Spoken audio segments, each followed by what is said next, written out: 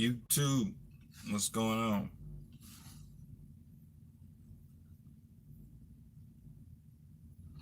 Appreciate y'all watching videos. What's going on?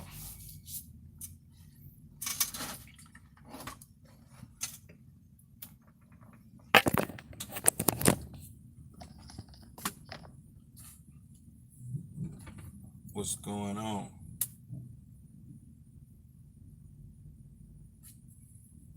Shot City Trucker, what's going on? Bruh Joe, what's going on? I ain't seen you in my videos a long time. Where you been, Bruh Joe? How the Northeast treating you? I know you making all the money up there in the Northeast.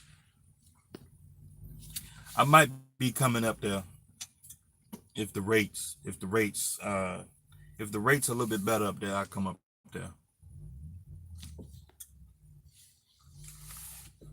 What's going on, Frank? What's going on? But yeah. So we back in business. You know, I'm back in business, and so as y'all can see with the thumbnail, I got new tandems on the truck. Got new tandems, and you know, we back on the road. And I thought I'd take this video and talk about, you know, the aftermath of the accident. Let me see. Paperwork. So far, I got a $450 tow bill.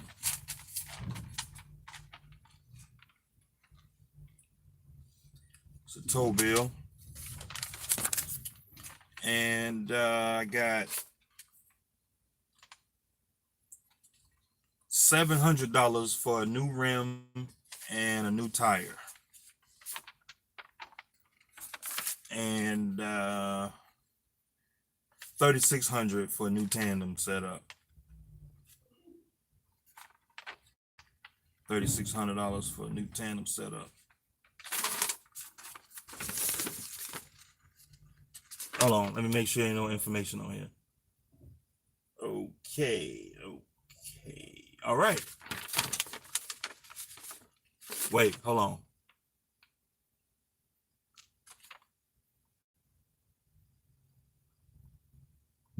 Okay. Make sure there ain't no card information on here. $3,600.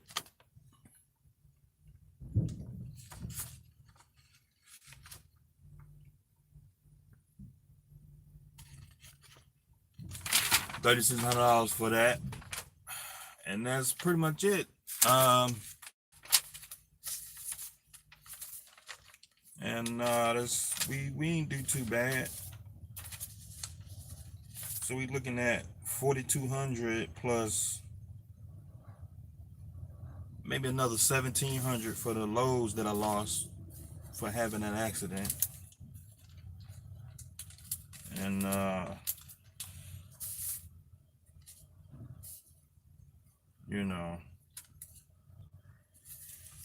long as they pay me back for that stuff, I'll be happy with that. I ain't gonna fight with them too much. We'll see.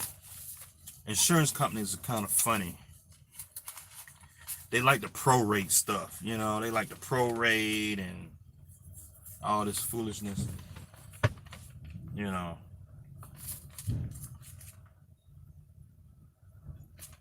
They like to prorate and, you know, play games. This ain't my first accident. I'll just let y'all know this ain't my first. And, you know, these insurance companies something else. I just don't want it to go too far where I have to get an attorney and I have to get an attorney and I have to chase them down and have to play games and stuff. So you got to go back and watch the other video. Eddie said, what happened? You got to go back and watch. Oh, bro, Joe, I thought you was running the Northeast, man. I may be confusing you with somebody else. Even if it's 5,000, it's okay.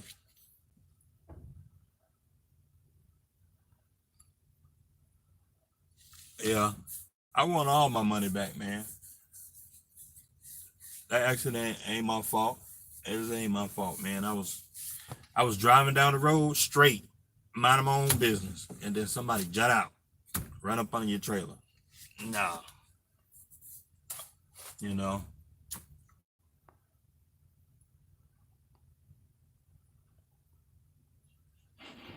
Give us a recap.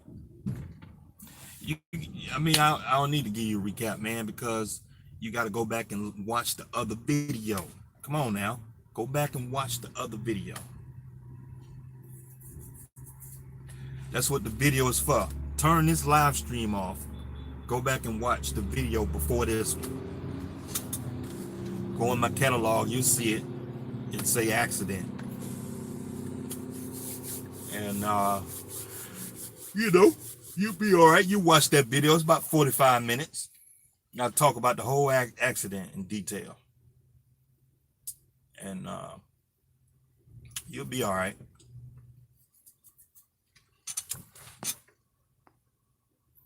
But so yeah, we back to work, man, and you know, got a whole nother set of tandems on here, brand new tandems.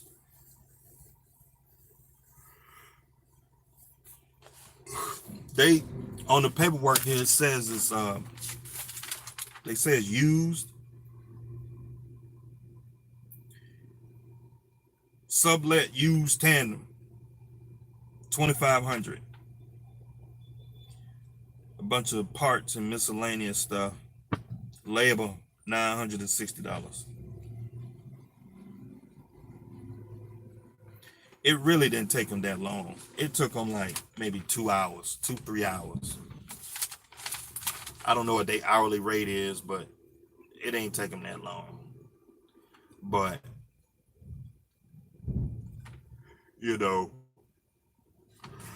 that's what they charge. They charge $960 in labor.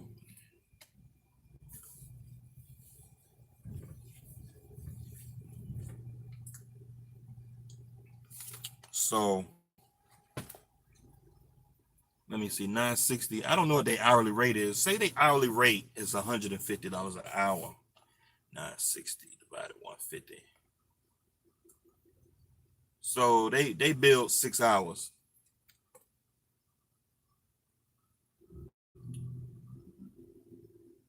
I mean, it's a trailer shop, you know. It's a trailer shop. Utility drive-in of Georgia. It's a trailer shop. So, I mean, their hourly rate can't be too much. It's probably like 125, 150 an hour, 160 an hour or something like that.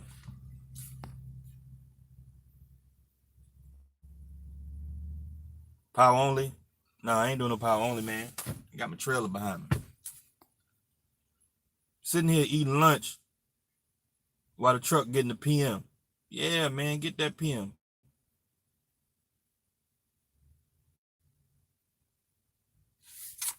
You know? How often do you change your coolant filter? I change my coolant filter once a year. I don't know what this guy doing over here.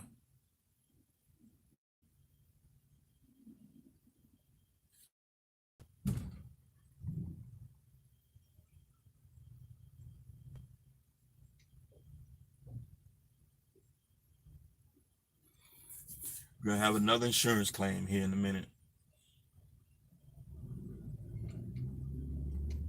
I don't know how them guys. I don't know how these guys drive these long nose tractors. I don't know how these guys drive them long nose tractors. You know. places like this, man, it's tough to get in. You know, it's tough to get in here. And like them guys who be pulling containers, I see a lot of guys pulling containers, going in and out the ports and the rail yards with these long nose tractors, conventional hood tractors. And you know, I pulled containers before, and when you pulling containers, man, you in a lot of tight places. You in a lot of tight places. You in a lot of close quarters environments with the containers, and you going down these aisles with the containers lined up, and it's real tight, and you got your slip, and it's telling you to put it's telling you to put your box in slot W10, right? And here you go, you got this long tractor, and you trying to, and it always be on the blind side, so you got to back it in because the aisle is set up slanted, and you got to do it on the blind side. Like I see guys be doing that, be tearing their goddamn truck up trying to. I'm like, man, y'all, like, why buy that kind of truck? I mean, the only way I'll take a truck like that, unless it's a real good price, or the price, somebody got to give me that truck.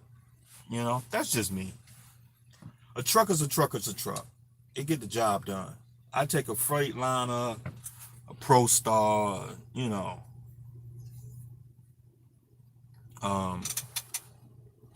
You know, the wheelbase on them damn Peterbilts and whatnot, man, they like 250 inches.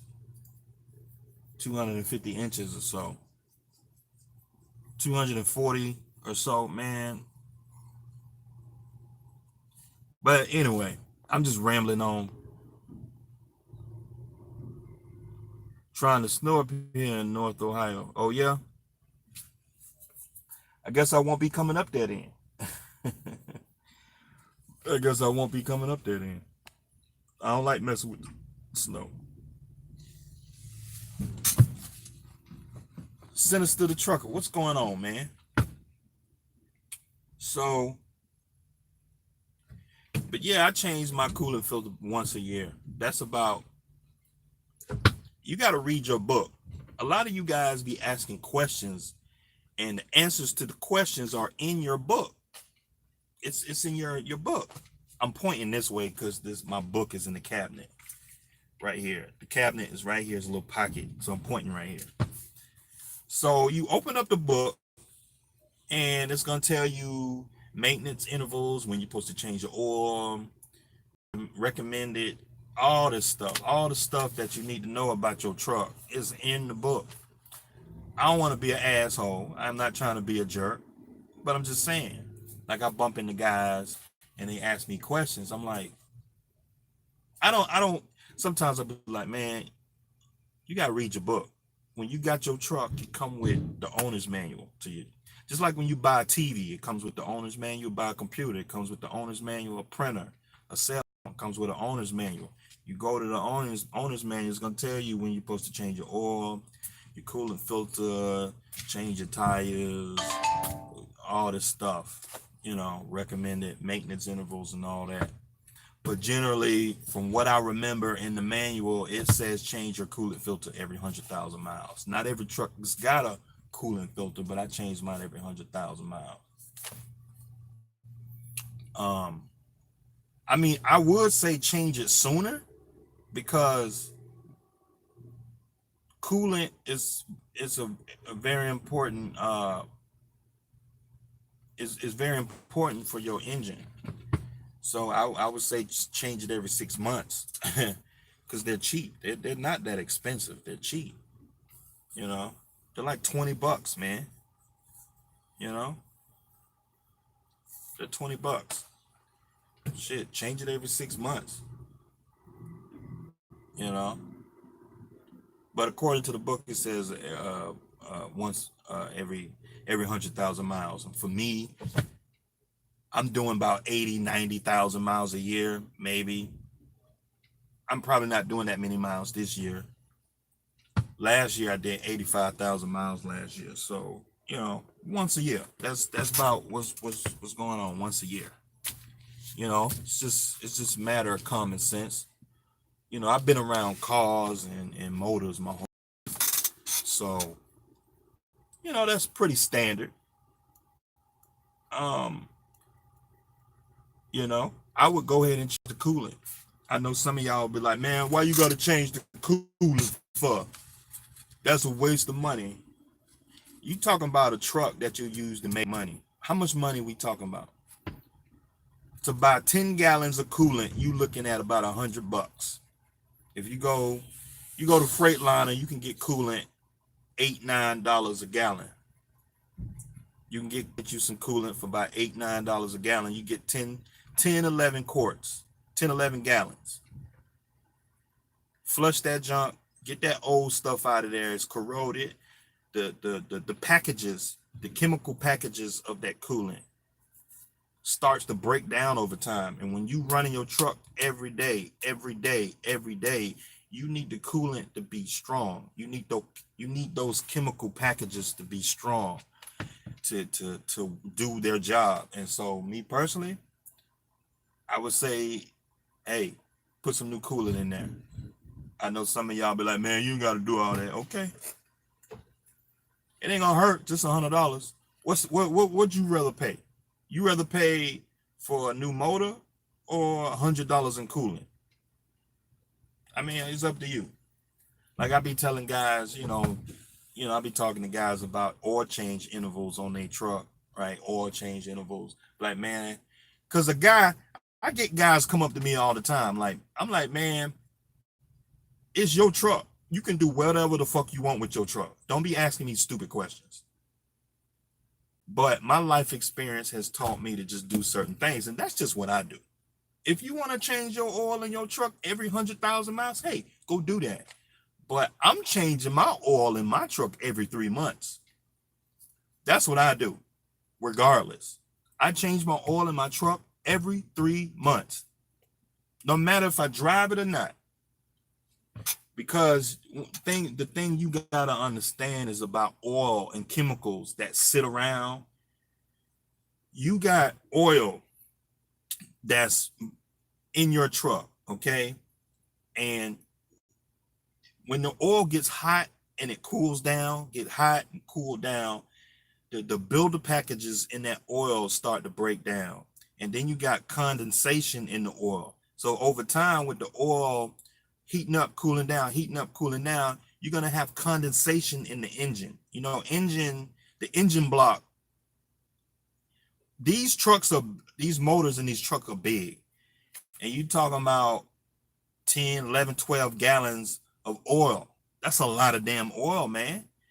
And I would guarantee you, I don't know the exact number, but I would guarantee you there's a certain percentage of water that's introduced into the oil. Okay, you want to keep that oil, the builder packages of that oil, strong at all times. These trucks do a lot of work.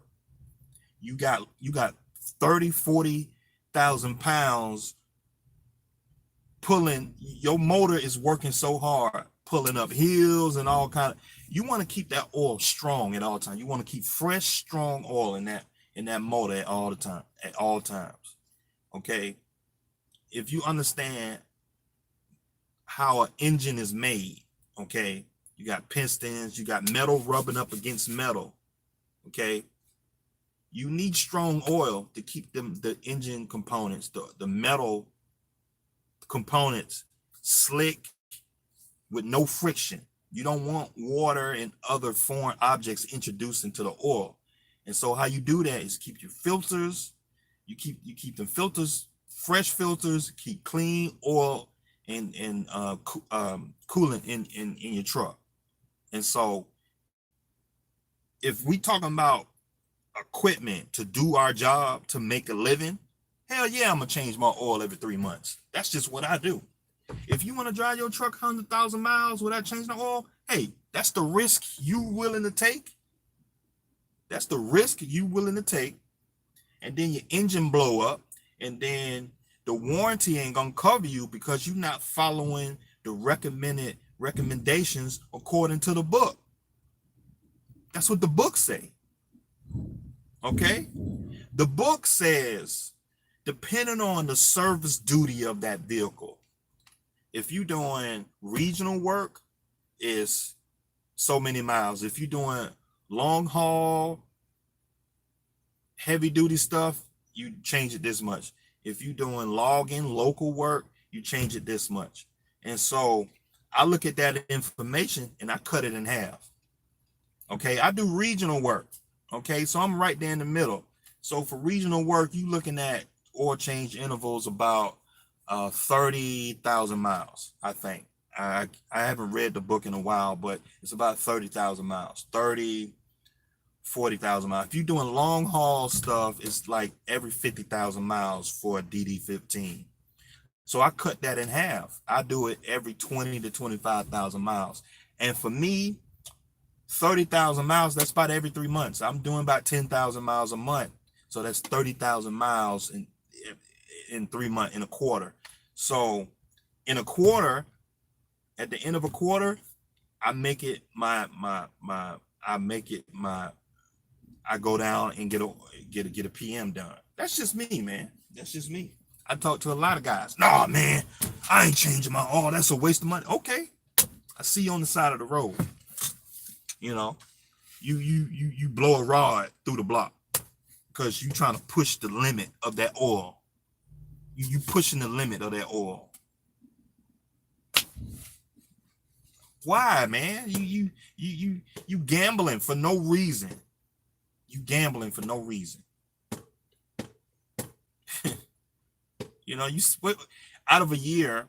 Okay, if I change my oil 4 times a year, I'm dropping about $1,200-$1,300 a year for oil changes. But if you just change your oil twice a year, what are you saving? I mean, I change more oil and I don't even worry about it. That's just something I don't worry about. I change it. It's just something I do and I move on. It's like going to the doctor, man. So why do that? But that's just my opinion. You know, I talk to guys. I get into these back and forth with guys and stuff, and it's just interesting.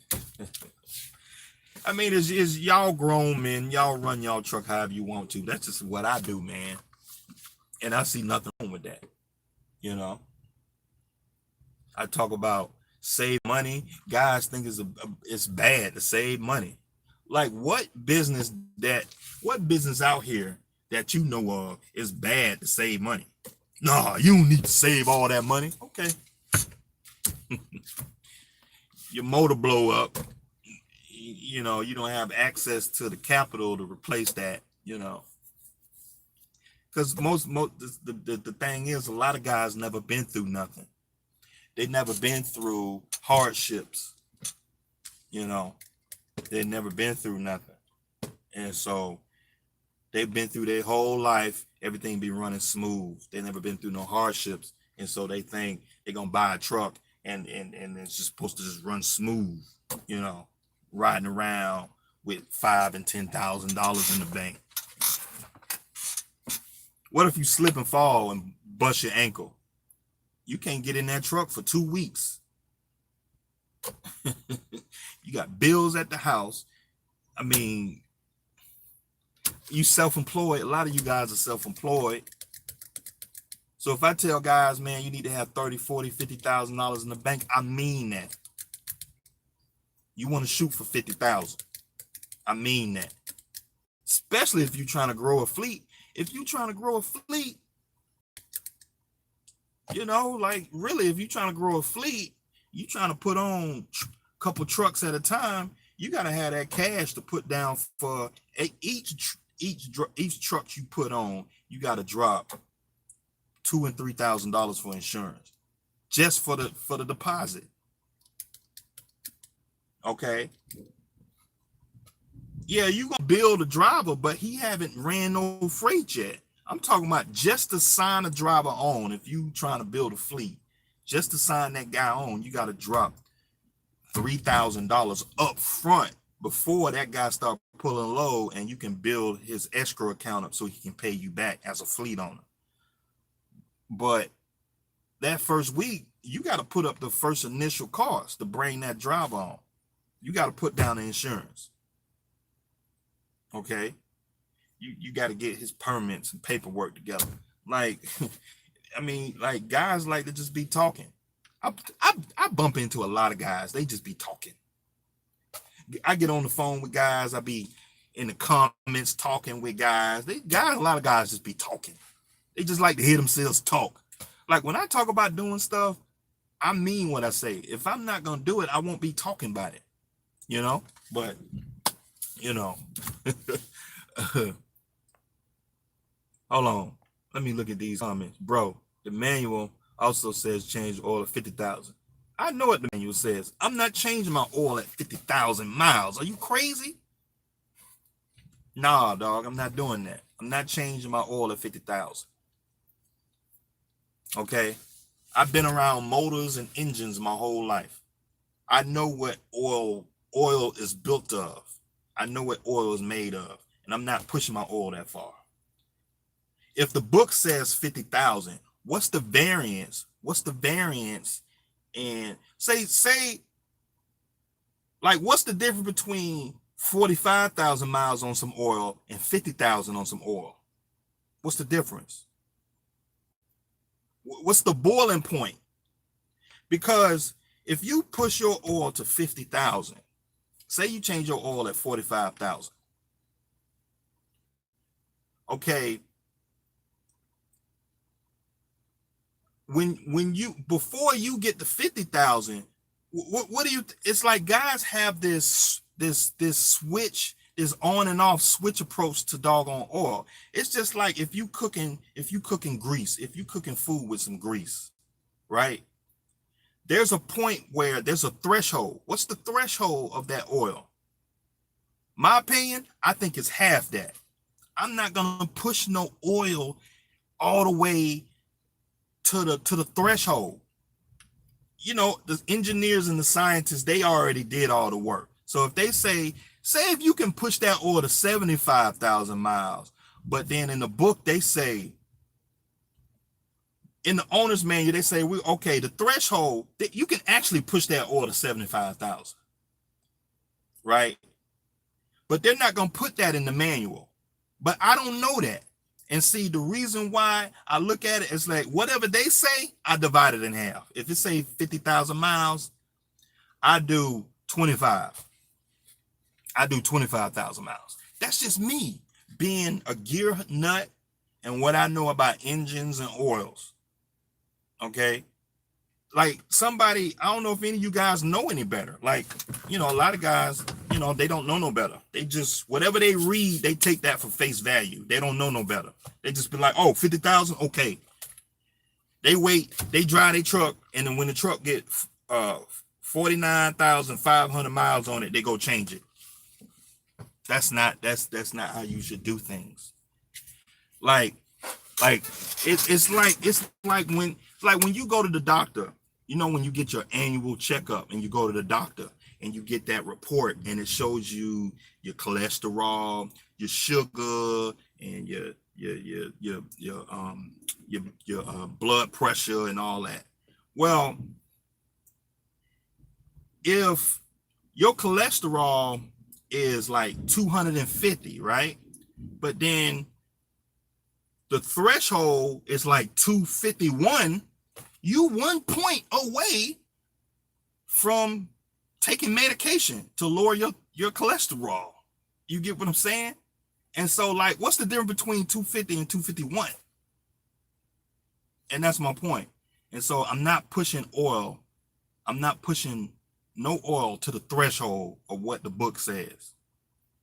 Okay? And that's me using my common sense. I know some of y'all don't have common sense. It's just like when I was talking about investing, you know, talking about mutual funds and stuff like that. Like when you don't know no better, you just do what you're told. You don't know no better. And so I feel like I know better. When I see whatever something is posted, I just cut it in half. That's my opinion. You can't go wrong. You can't go wrong doing half of what the threshold in the book says. So, and so I get into these back and forth with guys all the time. I was like, man, I've been fixing on stuff since I was 10 years old. I got three uncles in my family that's mechanics. And so what I know about engines and motors and trucks and cars and shit, I never follow what's in the manual, in the owner's manual. So like if you got a car and it says change the oil at every 3,000 miles, that's bullshit. It's bullshit. Okay? It's bullshit.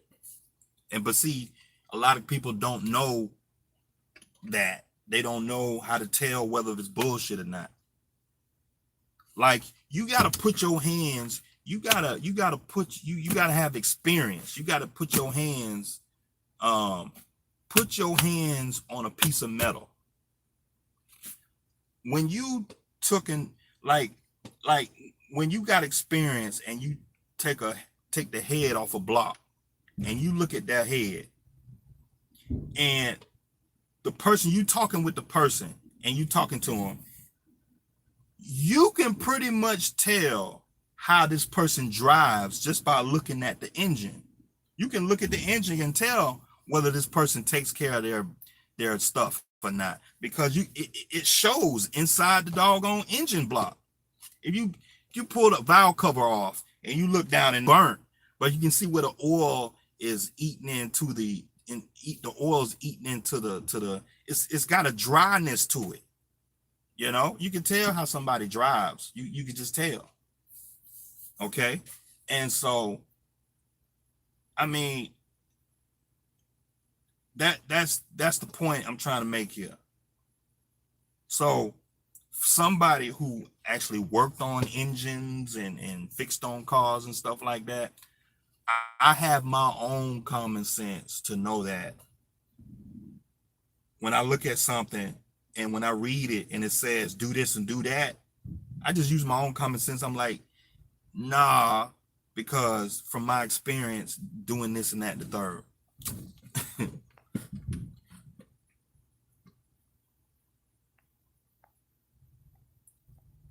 Right. Right. Right. That's what I'm trying to tell them.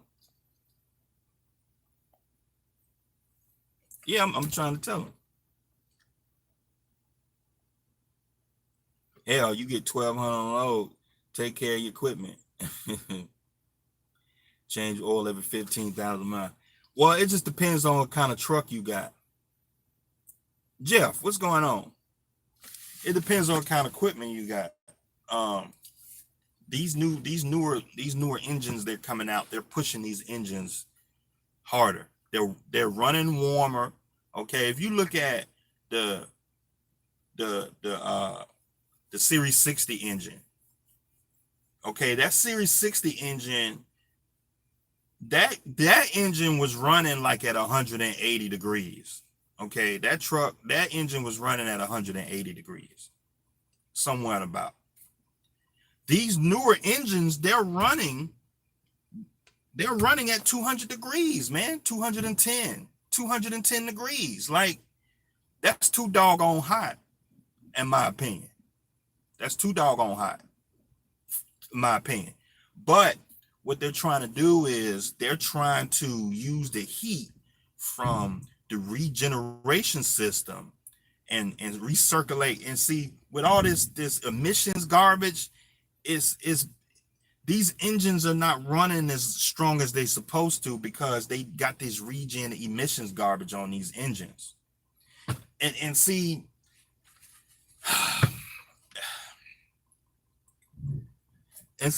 and like when I'm looking at these engines and it's these new engines that's coming out, it just bothers me because they're not building them to last long as like they used to. You know, the Series 60, Detroit. I mean, you changing the oil every, a guy on here, he said every 15,000 miles. That's just because, the engine is older.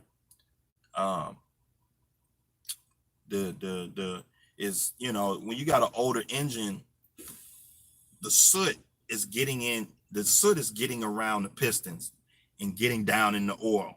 Okay. So you got blow by. And so you got soot, leftover carbon is getting into the oil. So you got to change that oil more often. But see, the DD15s, the newer engines, it's a whole combination of stuff. And it's just like, I don't know if I can push my engine oil all the way up to 50,000. I talk to guys, yeah, man, I'm pushing my oil to 50,000. I'm like, nah, man, you shouldn't do that. That's too far. Cut it back a little bit. Cut it back to 40. Cut it back to 35 or 40. I wouldn't push it all the way out to, I wouldn't push it all the way out to 50,000 miles. That's just not, I wouldn't do that. Because you ain't saving a bunch of money, man. You just not, because your truck's sitting at the yard, okay, on a hot and cold day, you got condensation. Have you ever looked at old oil? Like, if you look at some old oil, you can see like the brown bubbles in the oil. That's old oil, man. And like, you driving down the road every day, all day, Monday through Friday, 6-7 days a week, you running that truck. When you shut down at night, that oil is going down in the pan. And say, especially in the wintertime where it's getting cold, you got the engine is condensating. So you adding, I done said this already, but that's just my opinion, man. That's just my opinion. You saw the video about the trailer. Yeah, man, I'm all right, man. It's, we back in business out here.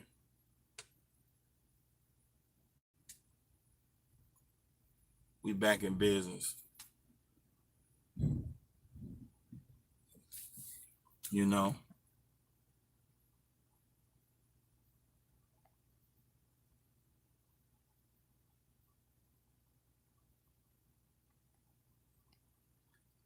Yeah. I mean, Eddie, man, the reason why I get a little mad, I get a little pissed off sometimes, because, a lot of guys reach out to me and they ask me these questions. A lot of guys reach out to me. And so a lot of these guys are more experienced than me.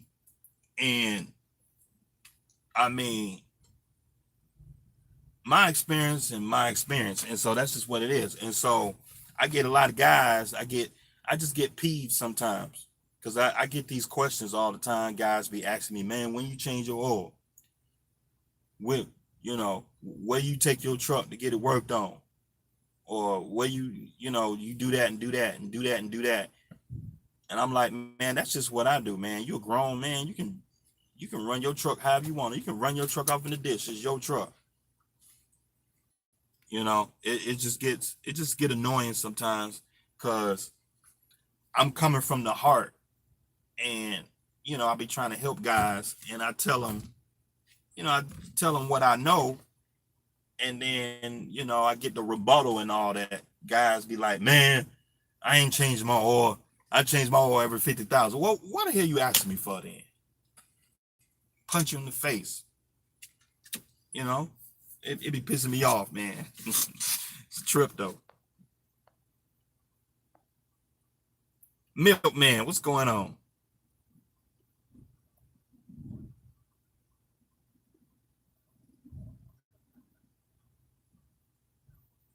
Every 15,000 miles.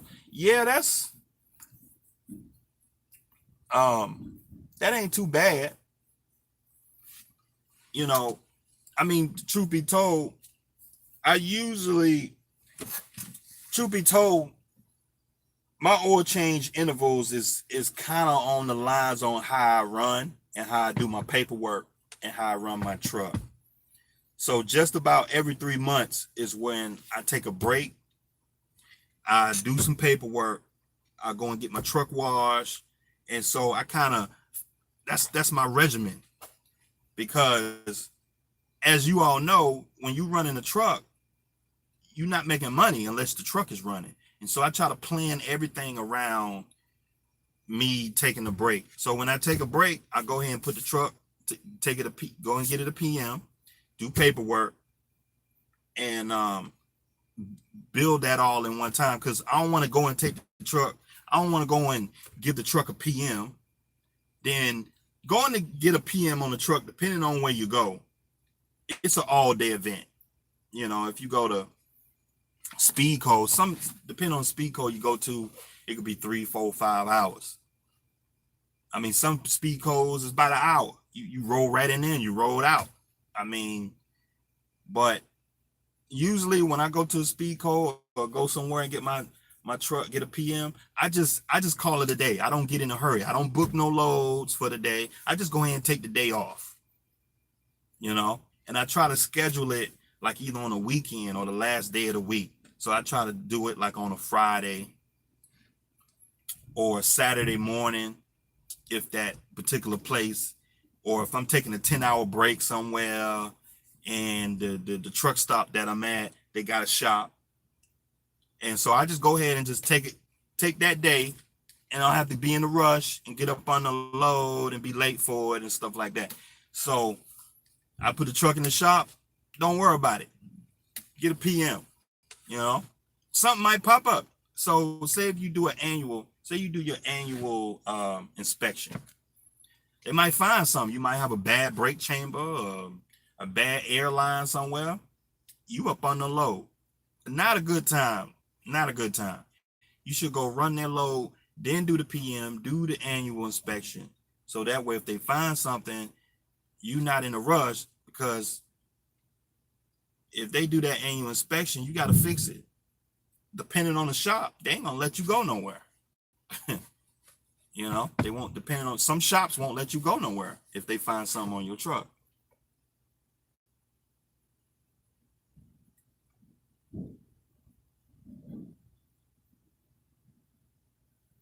So, that's just my opinion. You know, just my opinion.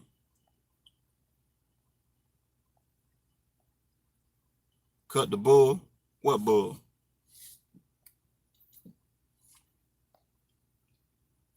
I hate when people ask questions and refuse to accept my answer. Nah, I mean, I ain't asking them. Hold on, y'all.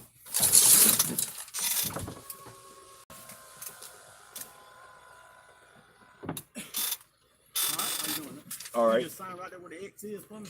Okay. Please, sir. You got a strap with you? Yeah, I got some straps. All right, yes, you might want to look at that. All right, yeah, that's your copy and the customer copy. Okay, right, appreciate it. Yes, so, what I was saying, I ain't saying that they have to take my answer when I, give them my answer. But the whole thing is that it's just, when we talking, like, guys be like, nah, I ain't doing that. Just respect my answer. If you want to do what you want to do, that's fine, but just respect my answer. My answer ain't that crazy, that far off the wall, because it's just based on how I do things. That's just how I do things, man.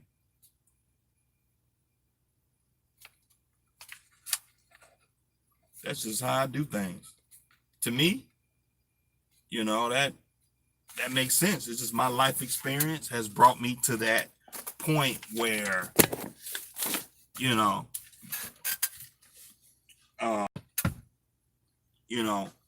brought me to that point where that's just what I like to do. That's what makes me feel comfortable. Every 50,000 miles, you bound to have engine problem. I know, man. No matter what age, I change it. 12 to 15K, and I do it myself. $190. Yeah, man, that's good. I thought about doing my own PMs, but it's a lot. It's easy to just go down to the shop because you got to get rid of that oil, man. And you talking about 10, 11, 12 gallons of oil, man. Like what you gonna do? How you gonna discard that oil? That's a lot of oil. And you gotta get an oil pan. I was looking at an oil pan. I was gonna buy one. It's like $200. It's got an electric pump on it, so you can drain the oil out the truck, and then you can. It's got an electric pump on it. You connect it to batteries or a cigarette lighter, and you can pump the oil out to get rid of it. And so, like with a car, I can do a car. I can change my oil in my car, no problem. You know, it's five quarts.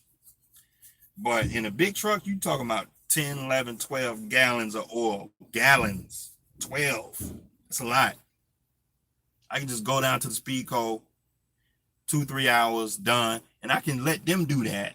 Because I did the math. You're not really saving much. Because I shopped around.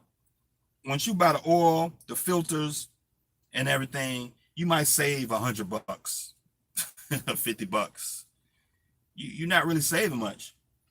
And so a lot of times what I do, I put my truck in the thing for a PM. I'll go and do paperwork, get my spreadsheets together, and do my IFTA taxes and get my fuel receipts and everything together, and get my, just get everything together. And so, that time is better used to doing business management stuff as a, running the truck instead of sitting up there changing oil. You're not really saving a bunch of money. That's just my opinion. Because I thought about that too, but at the same time, sometimes, you got to take it with a grain of salt. I'm not saying, if Virgo Logistics, if you got the capacity to change your oil, like if you park your truck at your house. I don't park my truck at my house. I live in a subdivision. If you park your truck at the house, you got a couple acres, 3, 4, 5 acres. You got a garage. You got a 15-foot garage, right? 14, 15-foot garage where you can put a truck and trailer and you can work on your truck and change the oil. You got a 55-gallon oil drum to get rid of that oil, okay? And you got the equipment to handle all that oil. Then, you can do it. But like me, the tools and stuff that I have, is mostly for cars. And so my oil pan at the house, it's a 10 quart oil pan. I can't change the oil in no big truck. It's sometimes you just gotta outsource that stuff and pay somebody. Yeah, I agree, man. Keep that engine fresh. You take it to Jiffy Lube. We talking about a big truck? Use a 55-gallon barrel, cut a third out of the bottom. Oh, okay. Don't hold the oil. Yeah, that's a good idea, T Hill. That's a good idea. Because you can find a 55-gallon drum in the dump somewhere. As a truck driver, we go to a lot of places. I'm not saying steal one, but sometimes you go to a place and like the thing just sitting over there in the woods.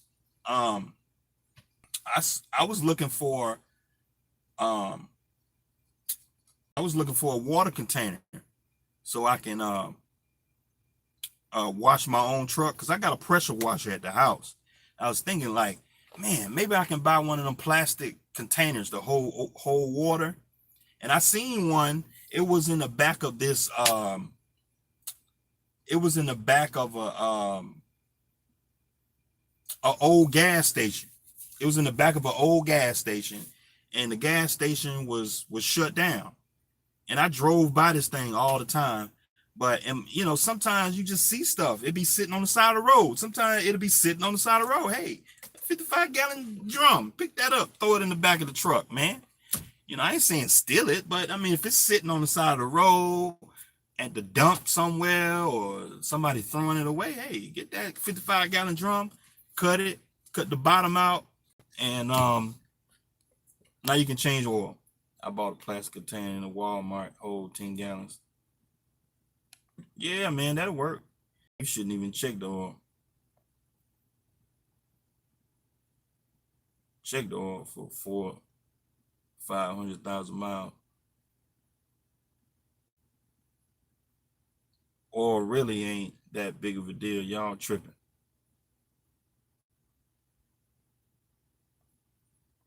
Yeah. You sound like one of them guys I be talking to, running their oil 300,000-400,000 miles. A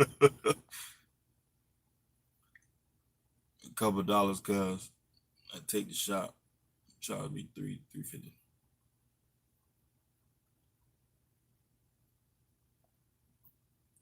Yeah, I seen them, man. They got them containers. But I don't know. You know. Like I can go to Speedco and get my oil changed for $350. The filters and everything, $350. So I don't know. But you know, y'all making it work. You know, I'm glad y'all making it work. You know.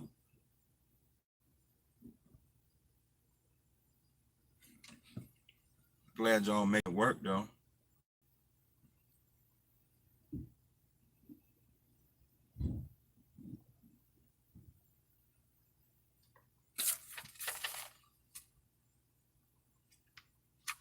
Really glad y'all making it work.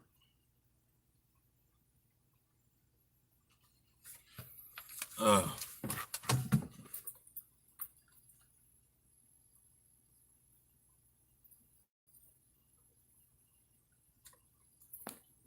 but anyway, I got my paperwork, man. Gotta get going on this load.